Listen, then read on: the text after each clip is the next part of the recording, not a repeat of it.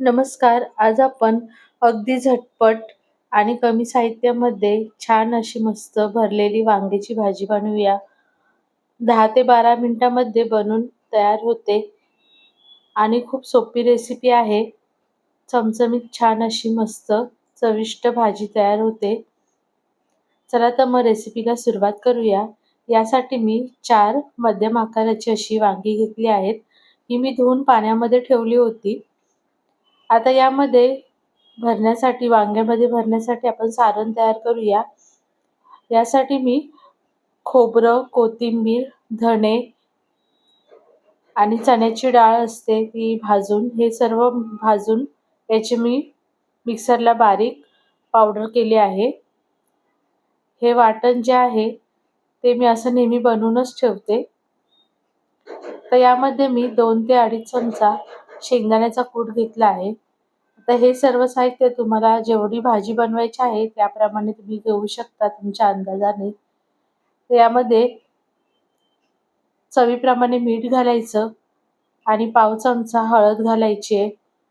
1 ते 1.5 चमचा गोडा मसाला घालायचा. गोडा मसाल्याने भरलेली वांगी अगदी छान अशी तयार होतात. खूप चविष्ट तयार होतात. आणि मी इथे घरगुती मसाला आहे तो 2 चमचे घातला आहे. कांदा लसूण मसाला वापरते आहे मी. आणि 1 चमचा काश्मीरी लाल मिरची पावडर घ्यायची. याने कलर सुंदर असा येतो भाजीला. आणि अर्धा चमचा आमचूर पावडर घालायची. थोडीशी कोथिंबीर घालायची बारीक चिरून. आमचूर पावडरने खूप छान अशी वांगी आपली तयार होतात, वांगी भरलेली. जर तुमच्याकडे गोडा मसाला नसेल तर तुम्ही किचन किंग मसाला सुद्धा वापरू शकता किंवा गरम मसाला वापरू शकता.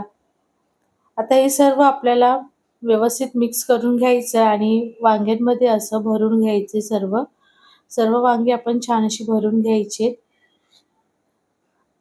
आता ही वांगी छोटी-छोटी असल्यामुळे पटकन शिजल्याही जातात आणि चवीलाही छान लागतात.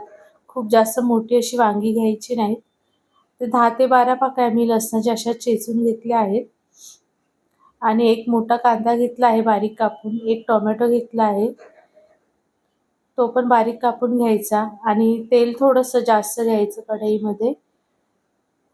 अर्धा चमचा मी मोहरी घातली आहे आणि अर्धा चमचा जिरे घालायचे फोडणीला. दोन्ही छान व्यवस्थित तडतडले की जो ठेचलेला लसूण आहे तो घालायचा आणि कांदा घालायचा 1 बारीक कापलेला. व्यवस्थित थोडंसं याला परतून घ्यायचंय ट्रान्सपरंट होईपर्यंत. त्यामध्ये पाव चमचा हिंग घालायची आहे. त्यामध्ये बारीक कापलेला टोमॅटो घालून घ्यायचा आणि हे आपल्याला खूप जास्त असं परतायचं नाहीये. यामध्ये आपण आता जी वांगी भरून ठेवलेली आहेत ती भरून यामध्ये घालून घ्यायची आणि थोडीशी अर्धा मिनिटभर अशी परतून आपण यावरती झाकण लावून ते 2 ते 3 मिनिटासाठी आपण शिजवून घ्यायचे. अशा केल्याने आपली वांगी असतात ती पटकन शिजल्या जातात, भाजीही लवकर तयार होते. ते झाकून आपण 2 मिनिटानंतर पुन्हा चेक करायचंय. हे पहा आपले टोमॅटो वगैरे अजिबात करपलेलं नाहीये. आता यावरती पुन्हा झाकण ठेवायचं. पुन्हा 2 ते 3 मिनिटे असंच बारीक गॅसवरती शिजवून द्यायचंय. असं केल्याने आपली वांगी झटपट अगदी शिजल्या जातात. आपला स्वयंपाकही लवकर होऊन जातो. आता हे पहा 2 ते 3 मिनिटानंतर पुन्हा चेक केलंय मी. वांगी आपली अर्धी अशी शिजूनच तयार आहेत. आता यामध्ये जे राहिलेलं सर्व मसाला आहे तो घालून घ्यायचा आणि 1 मिनिट थोडंसं परतून घ्यायचंय.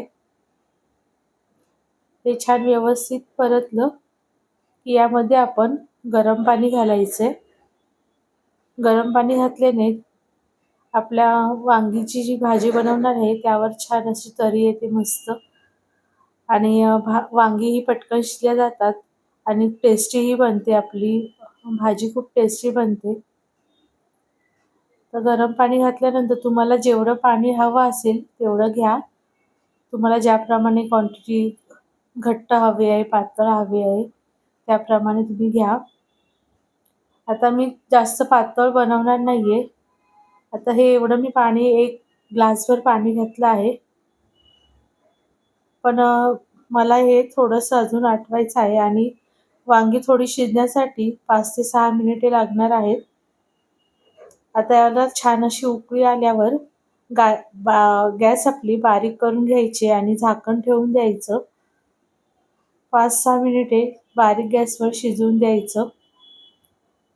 5 ते 6 मिनिटानंतर पुन्हा चेक करायचं. आता आपली वांगी तर छान शिजून झालेली आहेत, पण मला आणि थोडं पाणी आटून घ्यायचं आहे. यामुळे 3 ते 4 मिनिट मी पुन्हा ठेवलं आहे असंच. 3 ते 4 मिनिटानंतर छान आपली मस्त भरलेली वांग्याची भाजी